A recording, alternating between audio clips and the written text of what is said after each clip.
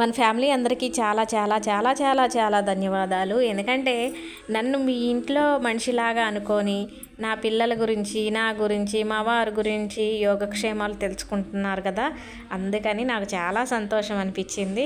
అదే పాపకు జ్వరం తగిలిందంటే చాలామంది కామెంట్ పెట్టారు, ఇప్పుడు ఎలా ఉందమ్మా, మా చెల్లికి ఎలా ఉందమ్మా, పాపకి ఎలా ఉందమ్మా అని ఎంతోమంది కామెంట్ పెట్టారు. అందరూ మా యోగక్షేమాల గురించి తెలుసుకుంటున్నందుకు ఇక సంతోషం అనిపించి థ్యాంక్స్ అని చెప్పాను.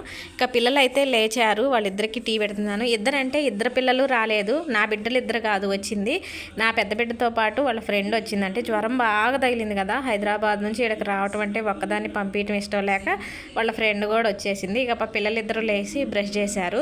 వాళ్ళిద్దరికీ అక్కడ హాస్టల్ దగ్గర అల్లం టీ తాగటం బాగా ఇష్టం, అందువల్ల అల్లం ఎక్కువ వేసి టీ పెట్టమన్నారు.